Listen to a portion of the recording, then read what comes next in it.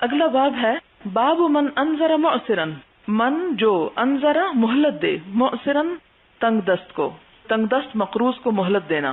حدثنا ہشام بن عمار حدثنا یحیی بن حمزة حدثنا الزبیدی عن الزہری عن عبید اللہ بن عبد اللہ انہ سمع ابا ہریرہ رضی اللہ عنہ عن النبی صلی اللہ علیہ وسلم قال، نبی صلی اللہ علیہ وسلم نے فرمایا، کان تاجرن، ایک تاجر تھا، یداین الناس، جو لوگوں سے قرض کا لین دین کرتا تھا، یداین دین سے ہے، دین قرض کو کہتے ہیں۔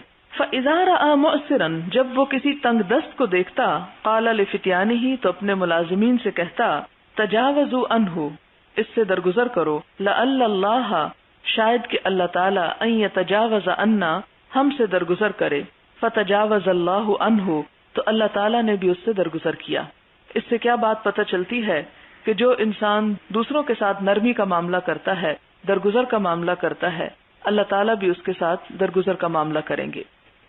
باب اذا بین البیعان، اذا جب بین بیان کر دے، البیعان خرید و فروخت کرنے والے، یعنی کیا بیان کر دیں؟ مال کے اندر پائی جانے والی کمزوری، کمی، نقص اور عیب۔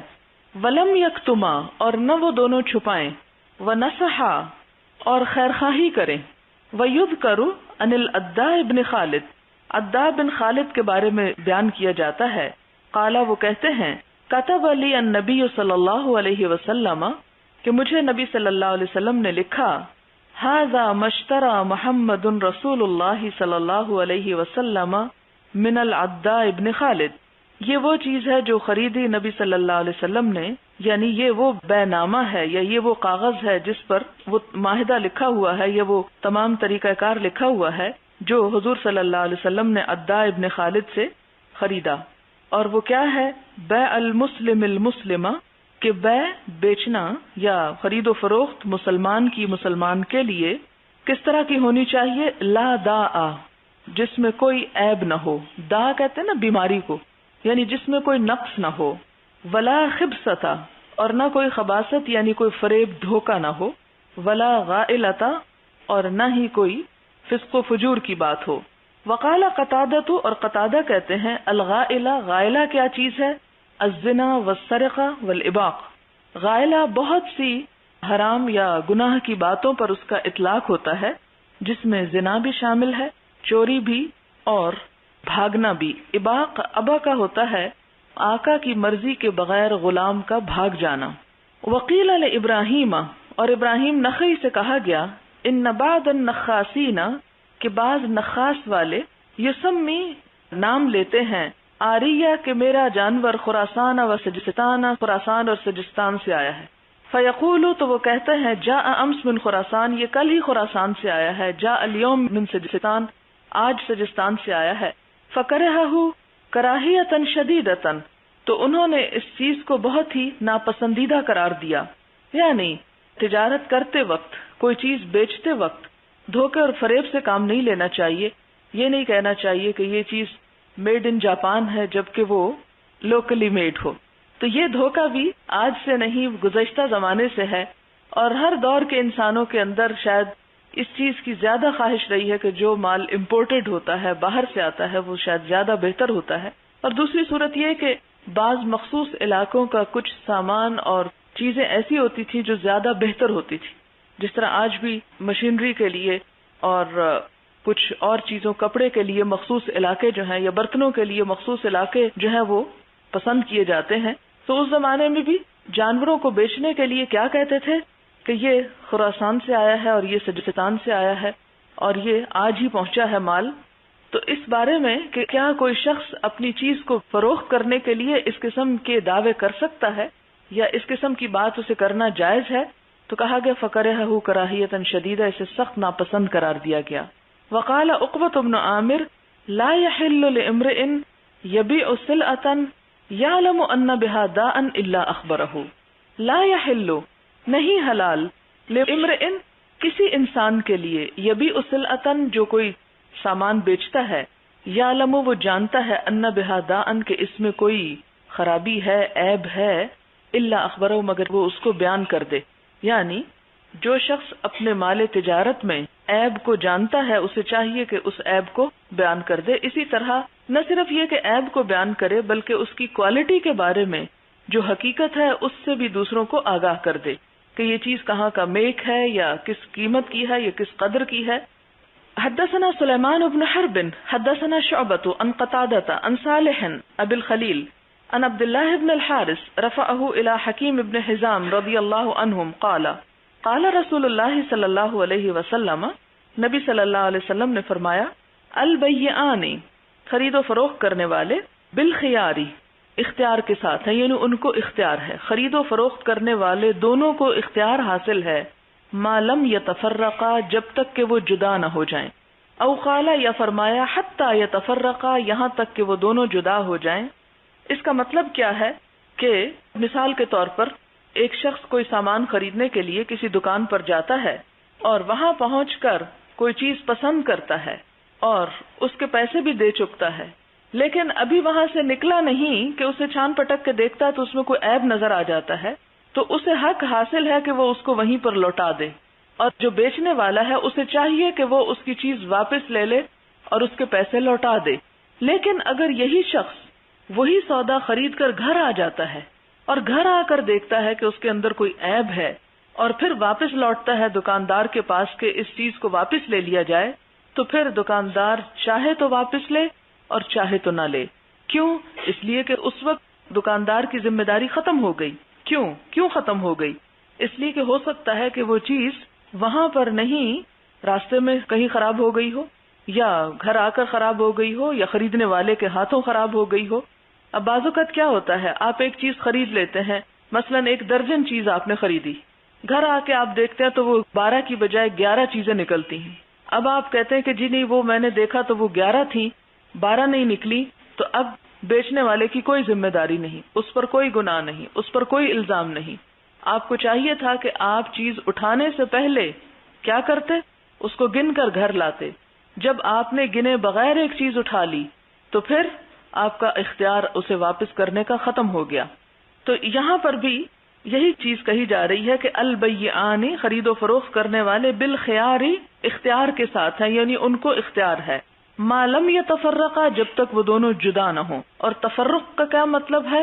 تفرق کا مطلب ہوتا ہے الگ الگ ہونا، اور یہاں تفرق سے مراد جسمانی طور پر الگ ہونا.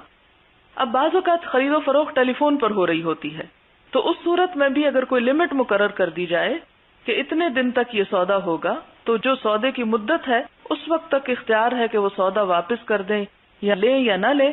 لیکن اگر وہ مدت ختم ہو گئی، یعنی تفرق مکان کا بھی ہے اور زمان کا بھی ہے. یعنی مکان کا تفرق کیا ہے کہ جگہ چھوڑ دیں، اور زمان کا کیا ہے کہ وہ ایک لمیٹڈ پیریڈ جو ہے وہ ختم ہو جائے. اسی میں وہ گارنٹی کی بات آ جاتی ہے کہ بعض اوقات آپ اپنے کسٹمر کو گارنٹی دیتے ہیں 1 سال کی، تو سال کے اندر آپ اس سودے کی یا اس کموڈٹی کی نفع نقصان یا کمی بیشی کے ذمہ دار ہوتے ہیں. اس کے بعد پھر وہ آپ کی ذمہ داری ختم ہو جاتی ہے کہ وہ چیز پراپرلی ورک کرتی ہے یا نہیں.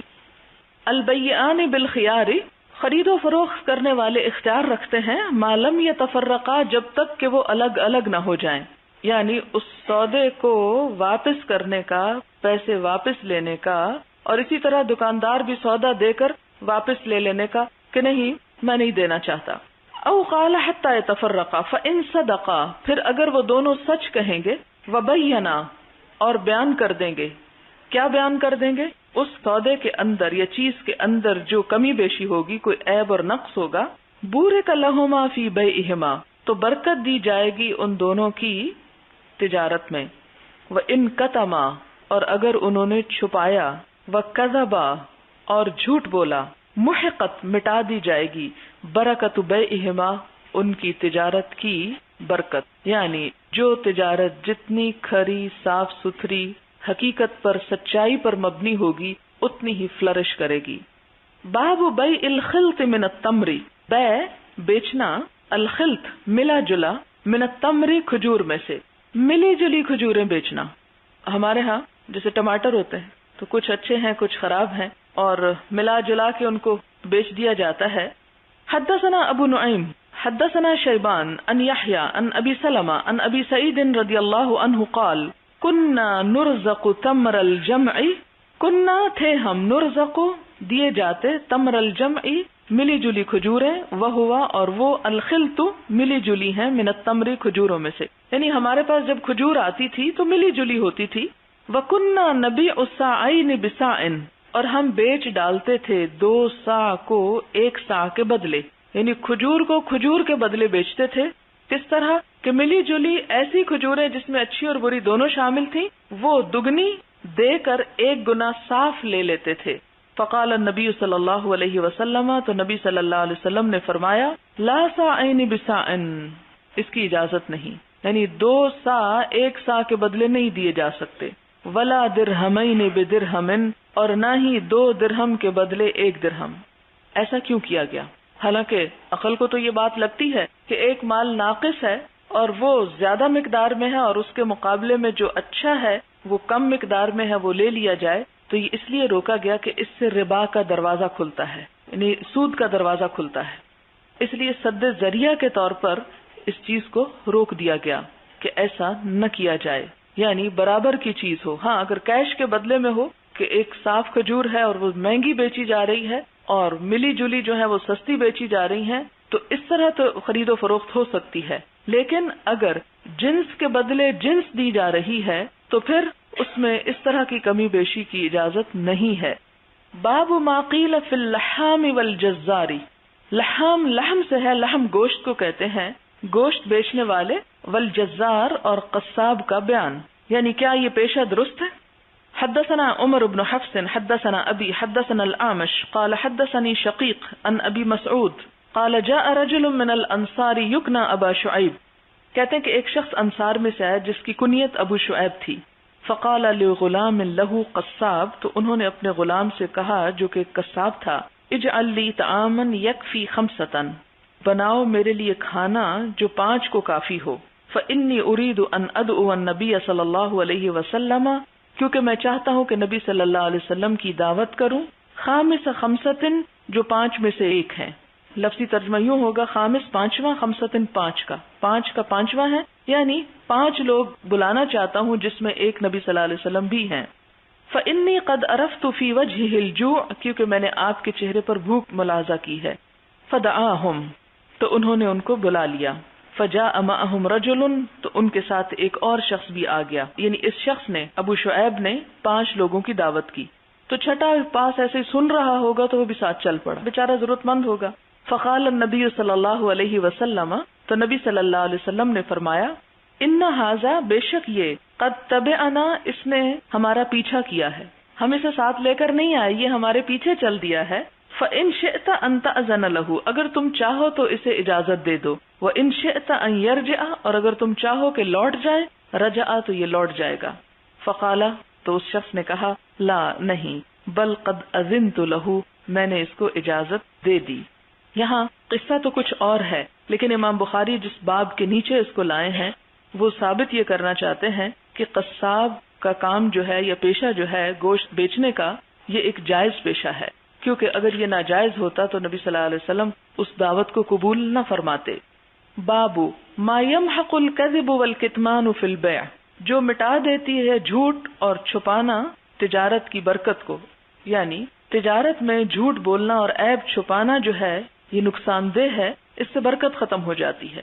اور برکت کس طرح ختم ہو جاتی؟ مثال کے طور پر ایک شخص اگر وقتی طور پر جھوٹ بول کر یا دھوکے کے ساتھ کوئی چیز بیچ کر منافع کما لیتا ہے تو اس کا اعتبار اٹھ جائے گا، اور یعنی شروع میں ابتدا میں اگر اس کے فریب سے بہت سے گاہک آ بھی گئے تو بالآخر وہ آنے سے انکار کر دیں گے اور کم ہو جائیں گے. پھر کوئی اکا دکا ہی اس کے دھوکے اور فریب میں آئے گا جو اس کے فریب کو نہ جانتا ہوگا، لیکن جس شخص کو اس کا فریب پتہ چل گیا پھر وہ دوبارہ اس کے فریب میں نہیں آئے گا. اس طرح دنیا میں بھی اس کا نقصان ہے اور آخرت کا تو ہے ہی ہے.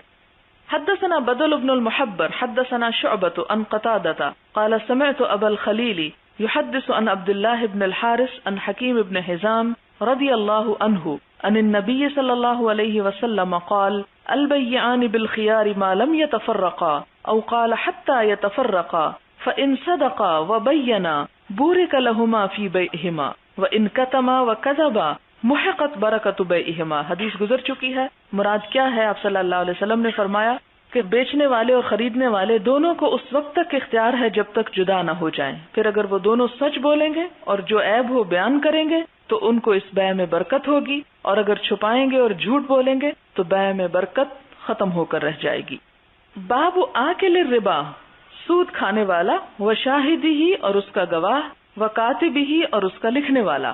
وقول اللہ تعالی، اللہ تعالیٰ کا فرمان ہے، الذین یأکلون الربا، وہ لوگ جو سود کھاتے ہیں، لا یقومون، نہ وہ کھڑے ہوں گے، الا مگر، کما یقوم، جس طرح کھڑا ہوتا ہے وہ شخص، الذی یتخبطہ الشیطان من المس، کہ جسے شیطان نے چھو کر باولا کر دیا ہو. سورۃ البقرہ کی آیت ہے، آپ لوگ قرآن پاک میں پڑھ چکے ہیں. یعنی جس طرح کسی شخص پر جن کا سایہ ہو یا پاگل پن کا دورہ پڑا ہوا ہو تو وہ کھڑا نہیں ہو سکتا، اسی طرح سود خار شخص بھی کھڑا نہیں ہو سکتا. یعنی اس کے اندر بھی وہی مجنونانہ احساسات اور سوچ ہوتی ہے، وہ سوسائٹی کے لیے فائدہ مند ہونے کی بجائے نقصان دہ ہوتا ہے. حدثنا محمد بن بشار حدثنا غندر عن شعبہ عن منصور عن ابی الضحى عن مسروق عن عائشہ رضی اللہ عنہا قالت لما نزلت آخر البقرة، جب اترا آخری حصہ سورۃ البقرہ کا یعنی نازل ہوا، قرأہن النبی صلی اللہ علیہ وسلم علیہم فی المسجد، تو نبی صلی اللہ علیہ وسلم نے یہ آیات لوگوں کو مسجد میں پڑھ کے سنائی. ثم حرم التجارۃ فی الخمر، پھر آپ نے شراب کی تجارت کو بھی حرام قرار دے دیا. یعنی عموماً طریقہ کار کیا تھا آپ صلی اللہ علیہ وسلم کا کہ جب کوئی آیت نازل ہوتی، کاتبین وحی کو بلاتے اور ان کو لکھوا دیتے اور پھر ضرورت کے مطابق اس کو سیکھتے سکھاتے. لیکن حرمت ربا پر آیات اتنی اہم تھی کہ جب یہ نازل ہوئیں تو آپ صلی اللہ علیہ وسلم نے مسجد میں جا کر لوگوں کو پڑھ کر سنائی تاکہ وہ اس کی حرمت کو اچھی طرح جان لیں. اور نہ صرف یہ کہ سود کے بارے میں بلکہ اسی موقع سے فائدہ اٹھاتے ہوئے شراب کے بارے میں جو حرمت تھی اس کی خرید و فروخت کی وہ بھی دہرا دی.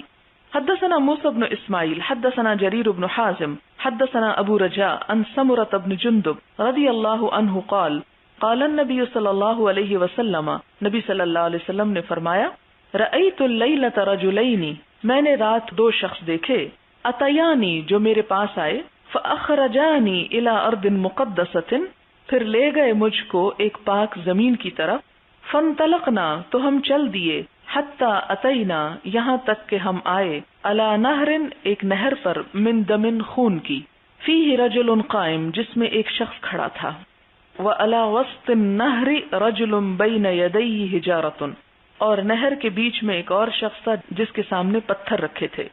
فاقبل الرجل تو آگے بڑھا وہ شخص، الذی فی النہر جو نہر میں تھا، فاذا اراد الرجل جب ارادہ کیا اس شخص نے، ان یخرج کہ نکل جائے، رما الرجل تو مارا اس شخص نے، بحجر پتھر کے ساتھ یعنی جو کنارے پر تھا، من الحجارت پتھروں میں سے، فی فیہ اس کے منہ میں، فردہ تو پھر پھیر دیا اس کو، حیث کانا جہاں وہ تھا، فجعل کلما جاء پھر جب کبھی وہ چاہتا، لیخرج کہ نکلے، رما فی فیہ بحجر تو وہ اس کے منہ پر پتھر مارتا، فیرجع کما کانا تو وہ وہیں لوٹ جاتا جہاں تھا. فقلت ما ھذا، تو نبی صلی اللہ علیہ وسلم نے فرمایا، میں نے پوچھا کہ یہ کیا ہے؟ فقالا تو اس نے کہا، الذی رأیتہ فی النہر وہ شخص کہ جسے تم نے نہر کے اندر دیکھا، آکل الربا سود کھانے والا تھا. قصہ کیا ہے کہ ایک رات نبی صلی اللہ علیہ وسلم کے پاس دو فرشتے آئے، یہ رجلین جو ہیں دو فرشتے ہیں، اور آ کر آپ صلی اللہ علیہ وسلم کو ایک پاک زمین کی طرف لے گئے. اور یہاں پتہ یہ چلتا ہے کہ یہ معراج ہی کی طرف اشارہ ہے، کیونکہ معراج کے موقع پر آپ کو یہ دکھایا گیا تھا. اور جب جنت اور جہنم کا نظارہ دکھایا گیا تو بہت سے لوگوں کو جنت میں اور کچھ کو جہنم کے اندر دکھایا گیا، اور جہنم والوں میں سے ایک شخص کو دکھایا گیا جو خون کی نہر میں کھڑا تھا اور اس کے آگے پتھر رکھے ہوئے تھے، اور دوسرا شخص کنارے پر تھا. تو کنارے والا فرشتہ ہوگا کہ جو نہر کے اندر والے شخص کو عذاب دے رہا تھا. عذاب کا طریقہ کیا تھا کہ وہ اس کے اوپر پتھر مارتا جب بھی وہ شخص اس نہر سے باہر نکلنے کی کوشش کرتا، اور ظاہر ہے کہ اس کے تعفن اور گندگی کی وجہ سے، تکلیف کی وجہ سے اس کے اندر ٹھہرنا جو ہے، یعنی آپ تصور میں بھی لائیں، یعنی خون تو دیکھ کے دل کو کچھ ہونے لگتا ہے. تو وہ شخص جو اس کے اندر کھڑا، اس کی اسمیل سے اور اس کی تکلیف جو تھی وہ ناقابل برداشت ہوگی. سوال یہ پیدا ہوتا ہے کہ اس شخص کو خون کی نہر سے عذاب کیوں دیا جا رہا تھا؟ تو بات یہ ہے کہ جو شخص سود لیتا ہے وہ لوگوں کا خون چوستا ہے ایک طرح سے، اور مال جو ہوتا ہے یہ انسانی سوسائٹی کے اندر اتنی ہی اہمیت رکھتا ہے جتنا کہ جسم کے اندر خون اہمیت رکھتا ہے. آپ دیکھیں کہ جسم کے جس حصے کو بھی خون کی سپلائی نہ ہو وہ حصہ نم ہونے لگتا ہے, سونے لگتا ہے, اپنا فنکشن چھوڑ دیتا ہے. اسی طرح معاشرے کے اندر جہاں پر مال نہ ہو, جس حصے تک مال سرکولیٹ نہ کرے, وہ حصہ بھی فنکشنری نہیں رہتا اور اس میں بھی طرح طرح کی پھر خرابیاں پیدا ہونی شروع ہو جاتی ہیں. تو یہاں پر سود خار چونکہ سارے معاشرے کا جو پیسہ ہے اسے ایک جگہ جمع کرتا چلا جاتا ہے, اس لیے اس سے تشبیہ دی گئی اور آخرت میں اس کی سزا بھی ویسی ہی دی گئی. باب موکل الربا لقول اللہ تعالی, موکل کھلانے والا, آکل کھانے والا, موکل کھلانے والا. الربا سود, سود کھلانے والا, لقول اللہ تعالی اللہ تعالیٰ کے فرمان کے مطابق, یا ایھا الذین آمنوا اے لوگو جو ایمان لائے ہو, اتقوا اللہ اللہ سے ڈرو, وذروا اور چھوڑ دو, ما بقی من الربا ان کنتم مؤمنین جو کچھ باقی ہے سود میں سے اگر تم مومن ہو. یعنی جو سود لوگوں پر باقی رہ گیا ہے اس کو چھوڑ دو. الی قولہ وہم لا یظلمون, یعنی وہ آیت آخر تک پڑھ جائیں جہاں آخر میں آتا ہے کہ اور ان پر ظلم نہ کیا جائے گا یا وہ ظلم نہ کیے جائیں گے. قال ابن عباس, ابن عباس کہتے ہیں, هذه آخر آیت نزلت علی النبی صلی اللہ علیہ وسلم, کہ یہ آخری آیت تھی جو حضور صلی اللہ علیہ وسلم پر نازل ہوئی تھی. یعنی کھانے والے کی بات تو پیچھے ہوگی, کھلانے والے کا قرآن سے دلیل کہاں سے ملتی ہے؟ اس آیت سے ملتی ہے. اور حدیث ہے پھر واضح طور پر, حدثنا ابو الولید حدثنا شعبہ عن عون ابن ابی جحیفہ قال رأیت ابی اشترى عبدا حجاما, کہ میرے والد نے ایک غلام خریدا جو کہ حجام تھا, پچنے لگانے والا. یہاں پر بیچ میں کچھ مسنگ ہے جس کا معنی یہ ہے, یعنی الفاظ میں نہیں, یہ بات انڈرسٹوڈ ہے کیونکہ اور جگہوں پر یہ تفصیل کے ساتھ آئی ہے بات. تو انہوں نے کیا کیا, اس غلام کے جو حجامت کے ہتھیار تھے وہ توڑ دیے. حجامت سے مراد سر موننے والی حجامت نہیں جو اردو میں ہے, بلکہ وہ خاص طور پہ پچنے لگانے والے. تو انہوں نے وہ توڑ دیے ہتھیار اس کے کہ یہ پیشہ نہ کر سکے. فسألتہ, میں نے اس سے پوچھا کہ انہوں نے ایسا کیوں کیا, اس کے ہتھیار کیوں توڑے؟ فقال, تو انہوں نے کہا, نہى النبی صلی اللہ علیہ وسلم, کہ نبی صلی اللہ علیہ وسلم نے روکا ہے کس سے, ان ثمن الکلب, کتے کی قیمت سے, یعنی کتا خریدنا بیچنا جو ہے منع ہے, اس کے پیسے نہیں لینے چاہیے. وثمن الدم, اور خون کی قیمت لینے سے. ونہا عن الواشمۃ, اور روکا ہے گوندنے سے, والموشومۃ, اور گندوانے سے. یہ گودنا اور گدوانا کیا ہوتا ہے؟ یہ بھی جس طرح پچنے لگوانے والی کی سوئی ہوتی ہے نا, تو وہ سوئیوں کے ساتھ جسم کے اندر وہ نشان ڈالتے ہیں, تو پھر جب وہ خون نکلنے لگتا ہے تو اس پہ نیل یا کوئی رنگ ڈالتے ہیں جس سے وہ ویسے ہی پھول بوٹے بن جاتے ہیں. وہ پیٹرن جو مختلف طرح کے بناتے ہیں, ہر جگہ ہی ہر ملک میں مختلف انداز ہیں. بعض لوگ لکھتے ہیں, بعض اوقات پھول بناتے ہیں, نقش و نگار بناتے ہیں. تو اس چیز سے منع کیا گیا. کیوں؟ اس لیے کہ انسانی جسم کے اندر کوئی بھی مستقل چینج جو ہے فطرت سے ہٹا ہوا وہ ناپسندیدہ ہے. کہ اللہ تعالیٰ نے ایک جسم کو ایک ہموار, خوبصورت, صاف ستھری چیز بنایا. مثلا آپ مہندی لگاتے ہیں زیب و زینت کے لیے تو اس کی اجازت ہے, نبی صلی اللہ علیہ وسلم کے دور میں لگائی جاتی تھی. بلکہ آپ کو یاد ہوگا وہ واقعہ جس میں آپ نے ایک عورت سے پوچھا بھی کہ اس کے ہاتھ پہ کچھ ہے کیوں نہیں. تو کوئی بھی چیز جو ٹیمپریریلی لگائی گئی ہو اس کی تو اجازت ہے, مگر کوئی بھی ایسا کام کہ جس میں اللہ کی اصل تخلیق بدل جائے اس سے منع کیا گیا.